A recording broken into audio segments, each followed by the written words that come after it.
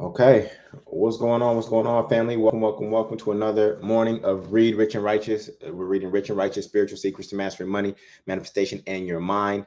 It's been an absolute blessing to be on this journey with you. We started in mid-November, and we've been here every weekday at 8:30 a.m. Eastern Standard Time, attuning our mind state, and mindset to one of abundance. We know that the collective consciousness is attuning itself to recession, scarcity, poverty consciousness, and we can actually manage our own personal economy by pouring into ourselves first every morning before we go out and start pouring into the world or even hearing what the world is projecting. And so it's been a beautiful ride. We built an amazing community here of people who are seeking wealth consciousness, and not only seeking wealth consciousness, but also the manifestations of wealth consciousness, which is actual material wealth. And I'm just so grateful to have been blessed with this divine download, which is Rich and Righteous, and for the nudge in November to read this aloud to you all on a daily basis. You know, when you think about it, when's the last time you had an author of a book actually reading the book to you? With the exception of maybe some children's books from elementary school, I don't remember an author ever reading their book to me as a listener. Of course, there's audio books, but I'm talking about live. And so this was the divine download, and I got a divine nudge, and so I showed up. And really, what I've found on my journey is that staying in alignment and adhering and being obedient to those nudges by God always leads you to greater and greater reward and success. Okay. That's not the reason we do it. The reason we do it is just to be in alignment with the creator, be in alignment with our purpose. But I've just found that every time that I adhere and am obedient to what God wants for my life, success, not only internally but also externally and materially, also manifests. And so that's what I want to show you, not only through this process but also through the messages in this book. If you're joining us for the first time, we want to welcome you. We're here at 8:30 a.m. Eastern Standard Time every weekday, reading excerpts from Rich and Righteous. We read about 4 pages every single day, and we're almost done with our first read of the book. Perhaps when we're done, we're likely going to just start over, because the way you reprogram the subconscious mind is through repetition. And even as I've been doing this reading with you all, I've been getting new insights and new downloads, which I now get to share with you as I read a sentence. And so some of you have seen me go off on 10-minute tangents or 20-minute tangents because I'm getting more information, more divine downloads about something that I wrote when this book was actually published. So today we're continuing our journey, and we're going to be on how much do you charge. We're going to be on page 349. How much do you charge? Now, this is a really important chapter, and here's why. I don't know if you ever heard the quote from Nikola Tesla. All right, Nikola Tesla. He said, "If you want to find the secrets of the universe, think in terms of energy, frequency, and vibration. If you want to find the secrets of the universe, think in terms of energy, frequency, and vibration." And so I need you to hold that idea in your mind as we read this chapter, because when we're talking about charge, we're talking about charge from an energetic standpoint, like an electrical charge, and we're also talking about charge from a monetary standpoint. Remember, they are the same thing. This is stored energy. This is stored energy. So we're actually talking about the same thing, but we've been taught to think about them differently. That charge is electrical over here, and that is economic over here. They're actually one and the same, and I'm going to show that to you in this particular chapter.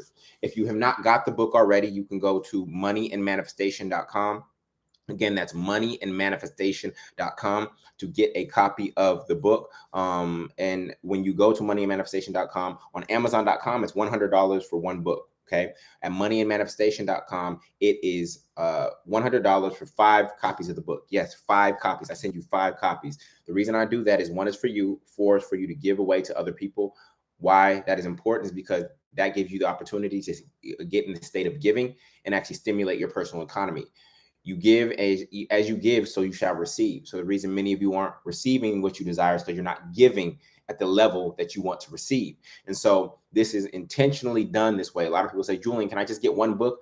No, there's no way to get 1 book unless you go to Amazon and just pay $100 for 1 book. But that wouldn't make any sense. And so it's moneyandmanifestation.com to get 5 copies of the book for $100. You also get the rituals workbook, which are all the exercises that you see at the end of the chapter in the black. And then you also get the audio book. Okay.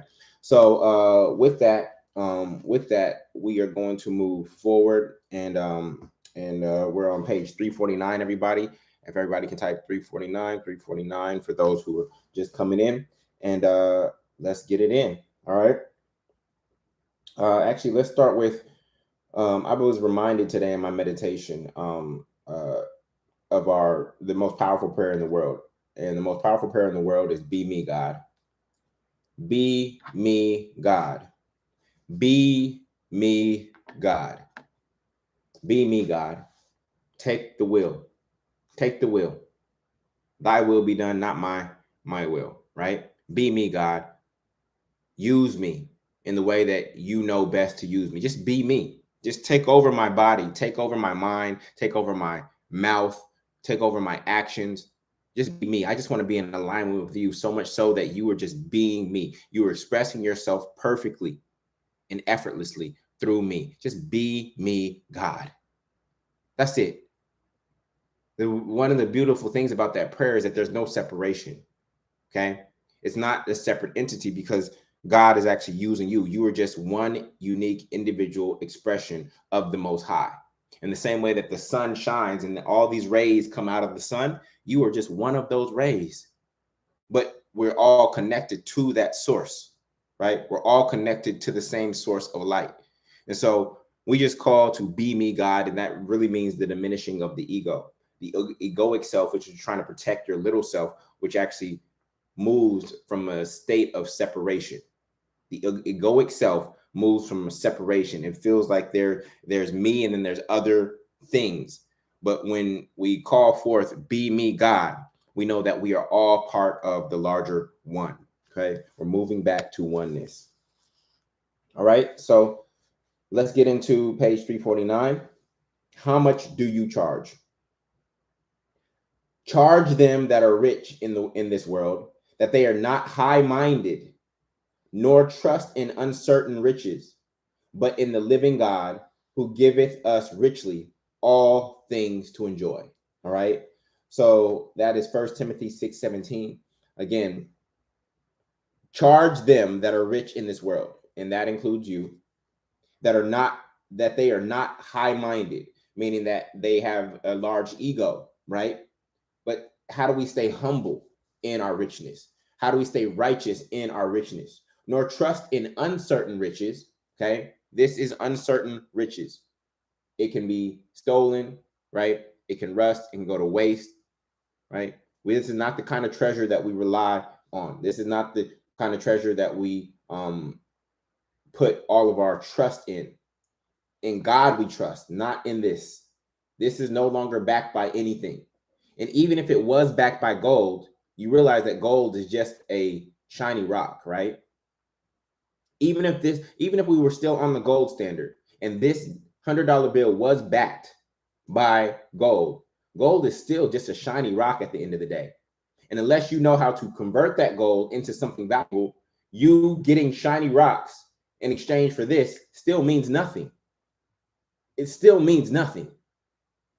Okay? So this is not what we put our faith in. But trust in the living God, who giveth us richly all things to enjoy. We are meant to have our heaven on earth right here and right now. But many religions have convinced you that you're going to have heaven after you die, that life is better after that, like death is better than life. They've convinced so many people that death is better than life, when right here it says, giveth us richly all things to enjoy, meaning that we are supposed to have joy here and now, not just in the hereafter. Okay, we're supposed to have it here and now. So we're beginning the reading. We know that money is stored energy, and energy has a positive, neutral, or negative charge. Okay, we use the word charge when it comes to money, which indicates that subconsciously we realize that it is a form of energy. How much do you charge? Charge it to the card. Interest charges, discharge of bankruptcy. We also use charge in other contexts. We charge our phones. We might be in charge of a team or task. Or if someone disses you, you might be listening to "I'm Charged Up" by Drake. Nikola Tesla said, if you want to find the secrets of the universe, think in terms of energy frequency, and vibration.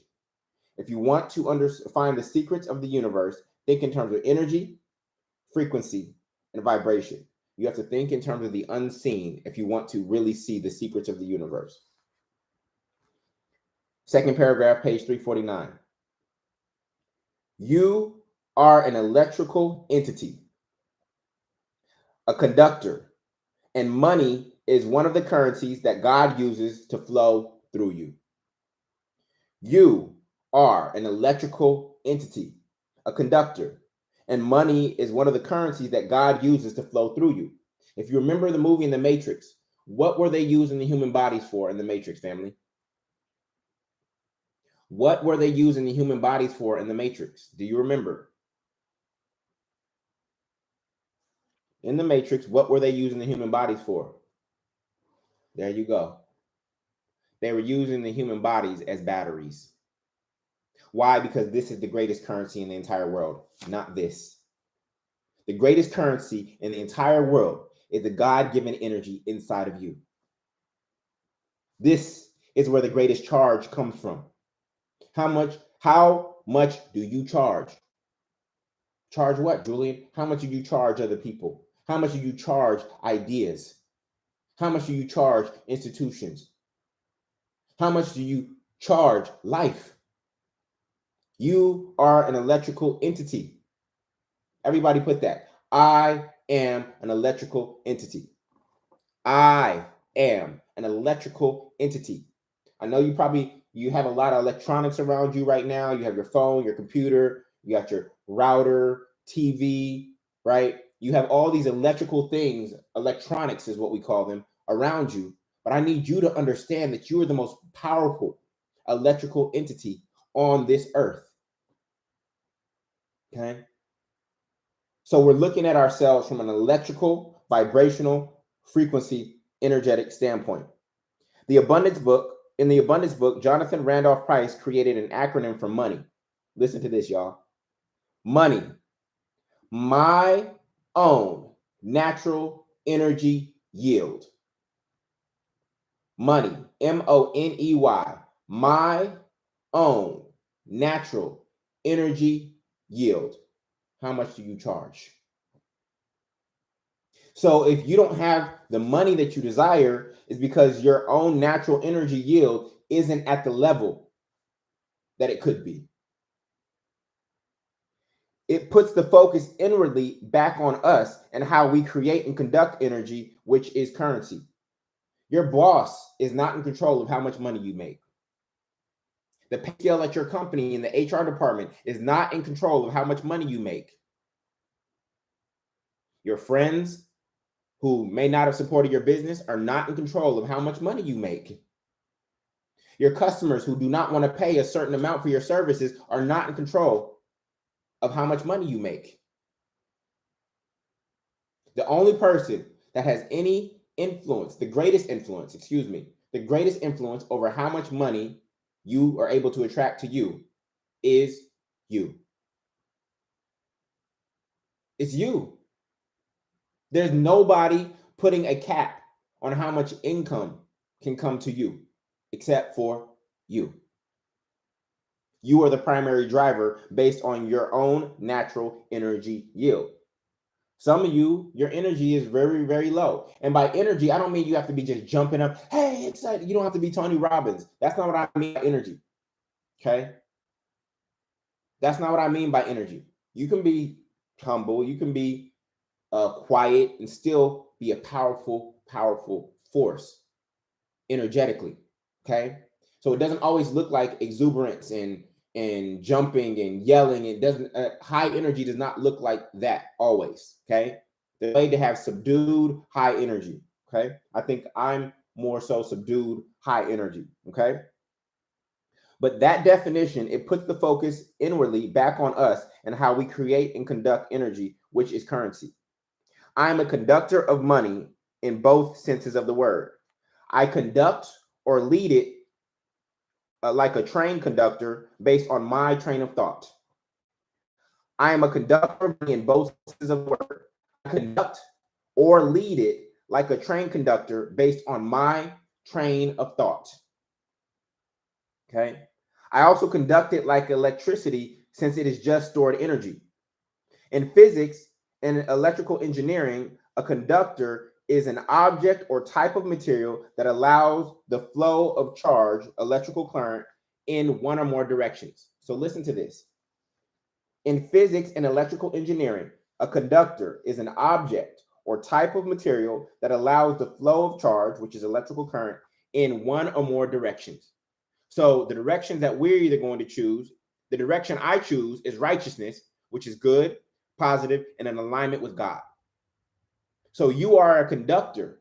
You are an electrical entity. And this currency is flowing through you. This God breath is flowing through you. You also get access to this that flows to you and is supposed to flow through you. Okay. And you get to determine whether you're going to the direction of this flow. Or am I going to use this for good? Or am I going to use this for selfish reasons, right? Am I going to use this for positive? Or am I going to use this for negative? And am I going to use this in alignment with what creator has told me and what source has told me? Or am I going to use it out of alignment? When we understand money as stored energy, the dictionary definition of the word charge takes on an entirely new meaning spiritually, energetically, and financially. Consider all of the same vocabulary we use for money that we also use for chemistry. When electricity moves, we say it has a current, and we call money currency. We charge money to an account. A debit is a positive charge, and a credit is a negative charge, just like atoms. On a balance sheet, positive transactions are debited, negative transactions are credited. You can have a bad credit or good credit depending on your positive or negative transactions. A bond is a fixed income instrument that represents a loan made by an investor to a borrower.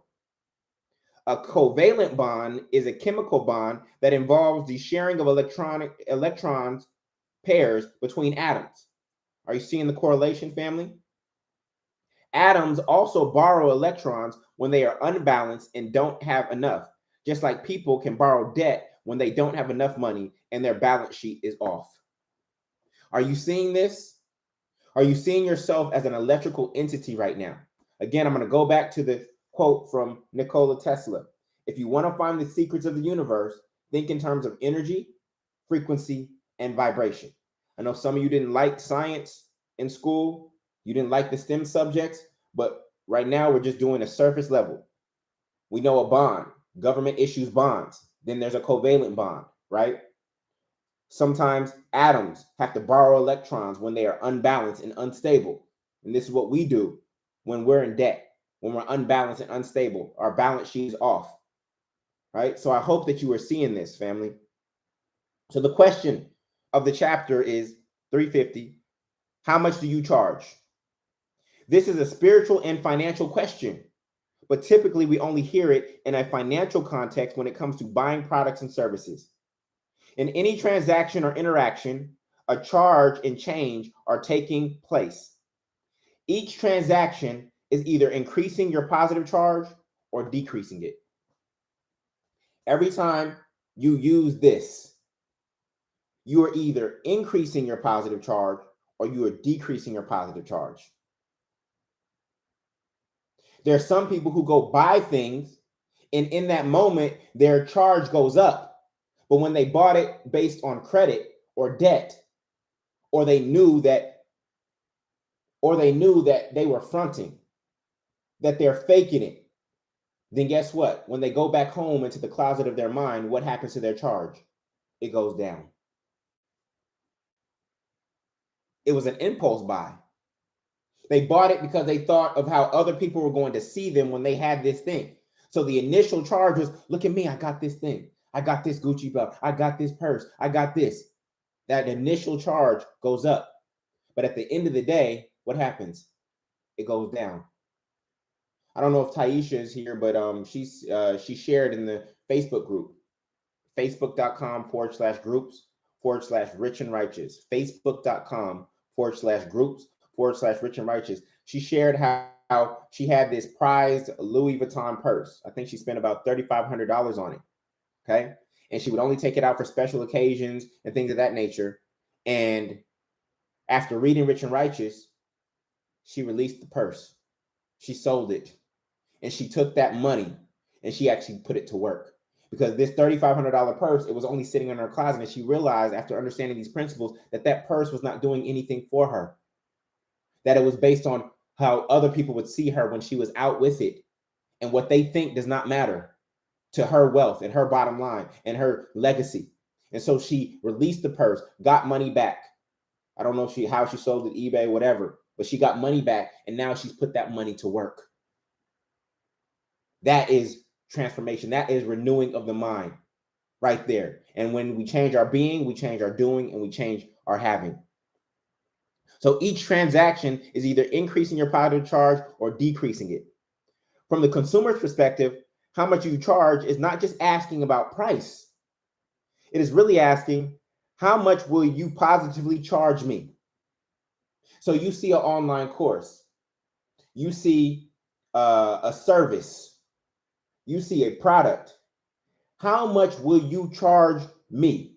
How much, if I buy this thing from you for $100, how much will it charge my life positively? If I buy this book, these set of books from you, Jullien, for $100, how much will my life be positively charged by this purchase? Will it be charged more than the $100 that I gave you? In all sincerity, I believe that when you purchase this set of 5 books and the workbook and the audiobook, I'm confident that that purchase will charge you and your life more than the $100 that you spent and invested to get it. I'm certain of it. This is why so many people are here every single weekday, because this book is charging them in such a positive way that they're giving their most valuable thing, which is their time. I asked you last week, what were you doing during this time before? Somehow, before November 15th, when we started, you were filling up this space and time in your life. My friend Jessica said, I was working, but I was working out just listening to music. Now I work out listening to Read Rich and Righteous. So she's combined 2 things into one. She's not only getting physically fit, but she's also getting mentally and financially fit as well. Okay. So all these people are giving their most valuable thing. Why? Because this book, this work that we're doing internally in the unseen realm is charging them positively more than this does holding it in their hand. Because when you're holding this in your hand, guess what? It's doing nothing for you. It's doing nothing for you when you're holding it in your hand. Okay. So we have to put it to use. We have to transmute it. So from the consumer's perspective, how much you charge is not just asking about price. It is really asking about how much will you positively charge me? If I believe that the positive charge you give me will be greater than the price you are asking for, we will exchange energy and a transaction of currency will occur. Okay.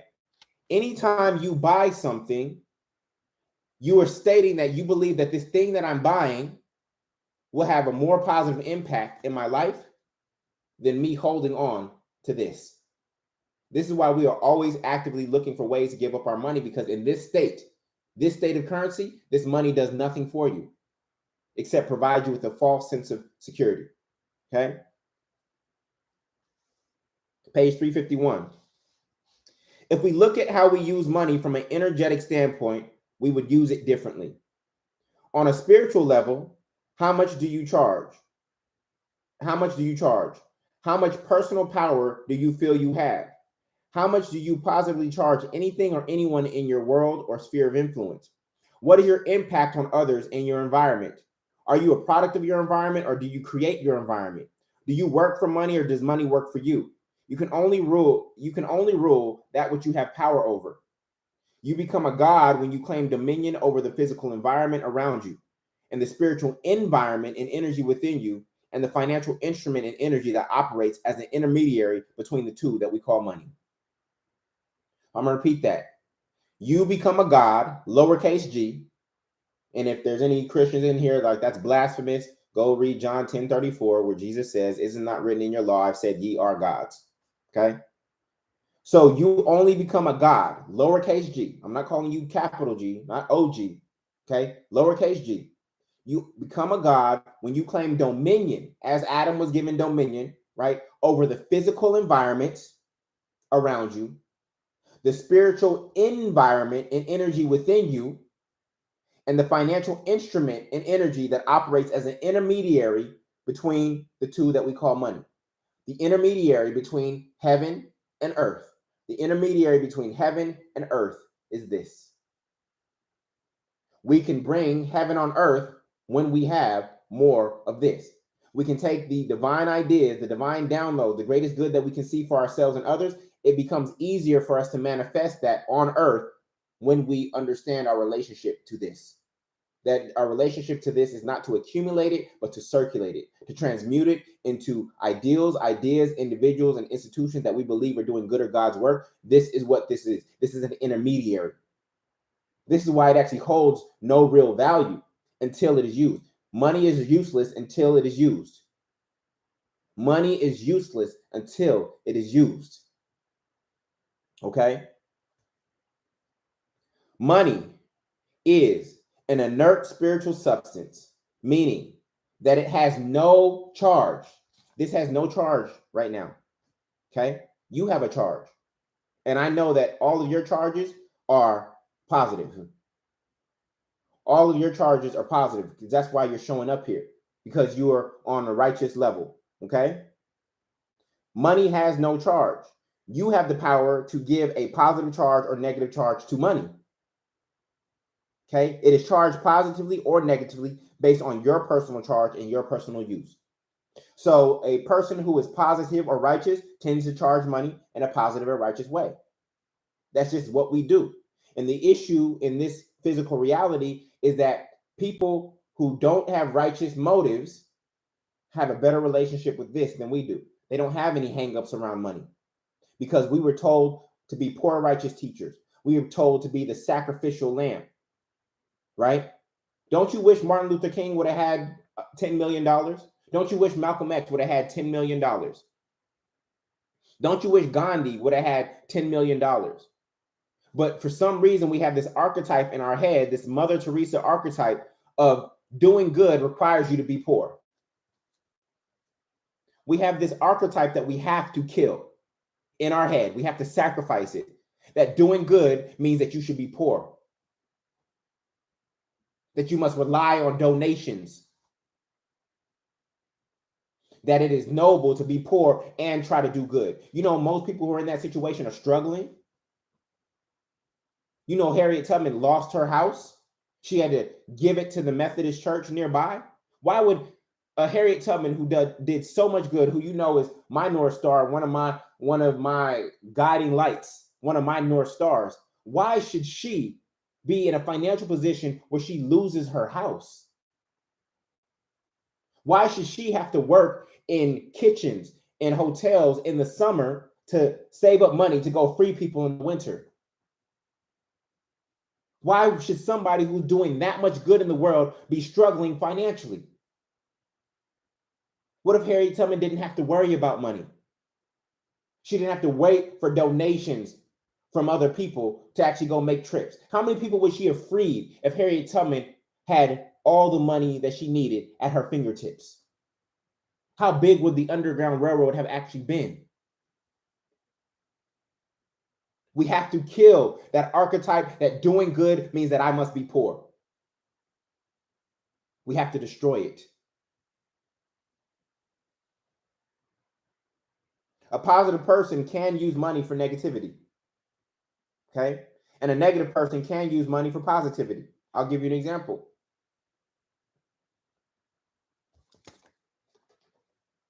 A positive person can still transmute this energy, right? Even though by default they're positive, they can still use this for bad.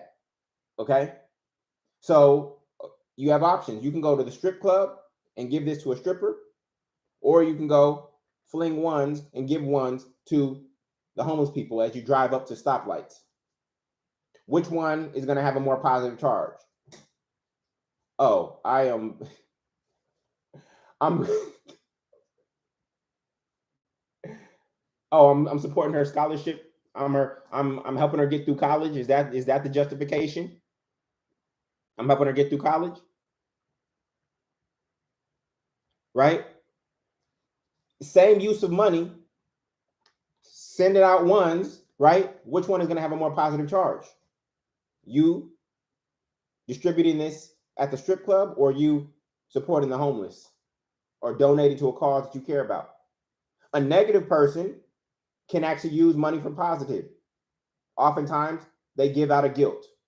They may have a nonprofit that they give to out of guilt. They made all this money through negative routes, but then they kind of justify it by giving to a nonprofit. Okay? So, how this money gets charged is based on who is holding it and how they use it. All right? Ideally, as rich and righteous, we want to be positive and use money for positivity. Money can be the motive and manifestation of massive good or massive bad. Okay? So, how many of you would do more good with more money? How many of you would do more good with more money? How many of you would do more good with more money? All of you. So why wouldn't I want you to have an abundance of money? Because all of your purposes, all of the work that you're meant to do is creating heaven on earth in areas where I have no expertise. So shouldn't I want you to have more money so that you could do more good? That you wouldn't just hoard this money for your own safety and security, but that you would use it to do more good on earth, to bring heaven on earth as it is in heaven. That's what our call is. So this is why I'm so committed to helping you have more money, to change your relationship to money, because I need you to be rich. I don't just want you to be rich. We talked about thou shalt not want. I need you to be rich. We need you to be rich. The world needs you, yes, you, to be rich. So that all those divine ideas that are in your head and in your heart can actually come to fruition. Because the manifestation of those ideas will be more of a reflection of heaven on earth.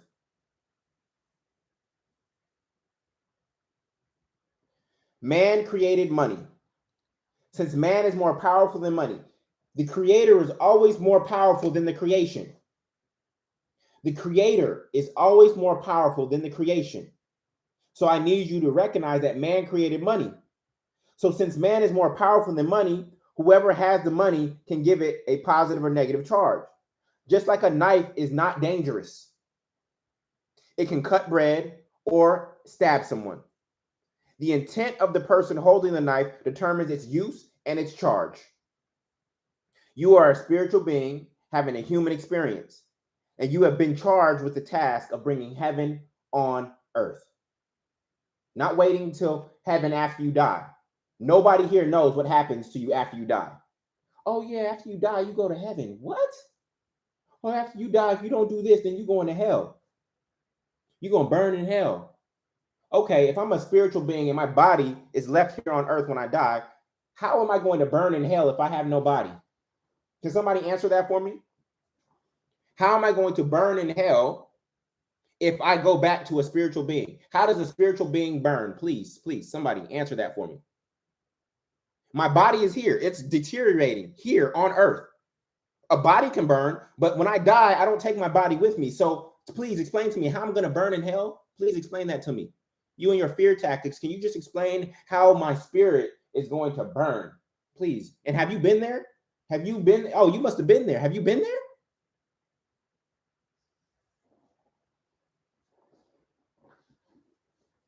Fear mongering, y'all.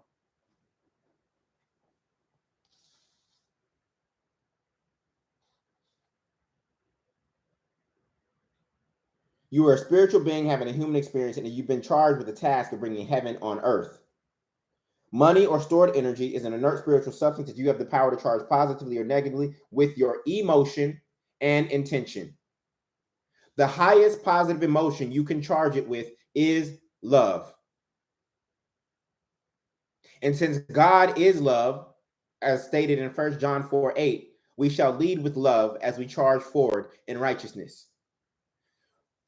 So when you are ever charging this money, whenever you are using it, ask yourself, is there an intention of love behind this use?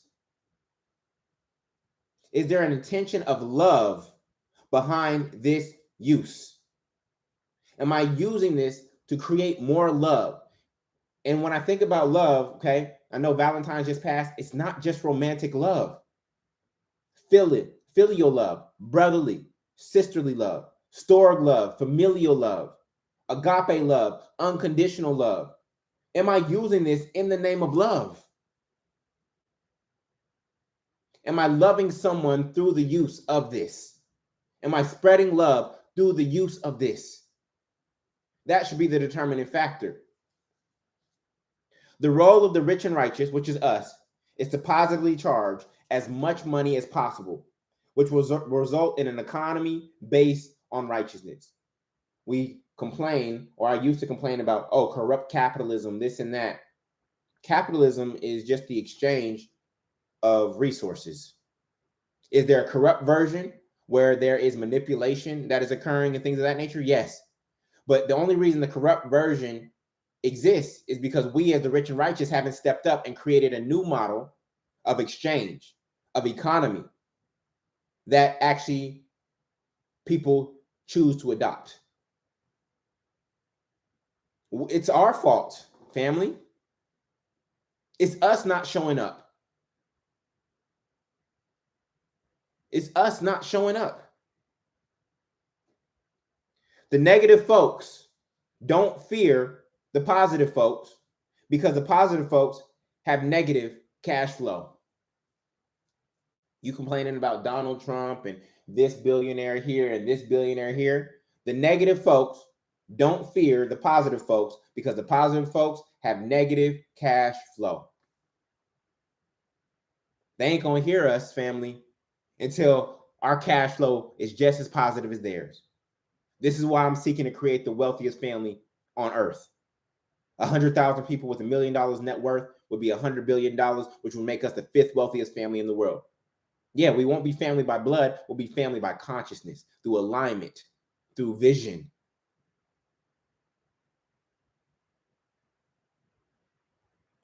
You often hear the term money laundering in a negative context to describe people cleaning illegal money by circulating it into legitimate businesses. But guess what? The rich and righteous are meant to be money launderers too, by positively charging as much money as possible we possibly can, according to the 7-point money maximization matrix. We are supposed to clean, baptize, cleanse all of this money that's been flowing. When it comes to you, you get to transmute it. You get to clean it. You get to launder it. You get to now charge it for good. Charge it to righteousness. Charge it to positivity. That is our responsibility. So right now, what we lack is enough flow. Many of us have negative cash flow, right? We have to turn that to positive so that we have enough money coming through us. And then when that money comes through us, when it touches our hands, we know that it is now being used in the name of love. It is being used in the name of righteousness. That is what we have to do as the rich and righteous. So my question to you is, how much do you charge? How much positive influence are you having in the world? And if the world is too big, how much positive influence are you having in your community? How much positive influence are you having at your job? How much positive influence are you having in your household? How much positive influence are you having amongst those who you love? That is an indication of your charge. You all being here every morning, this is an indication of my positive charge. And every day I seek to grow that charge and expand that charge so that we have active demonstrations of what it means and what it looks like to be rich and righteous. We need new archetypes, family. We need new archetypes. And those archetypes are us. The archetypes are us. Wait, you made all this money doing good? Yeah. I was doing good. I was doing right by people. I was housing people who had dealt with slumlords, providing affordable housing for people all across the country. Yeah, all of this came to me because I did good. Not because I had to get over on somebody, had to stab somebody in the back, not because I had to climb some corporate ladder and pull somebody down in order to get up. No, all of this came to me, child, young man, young woman, because of how good I was, because of how righteous I was, because of how much I positively charged everything around me.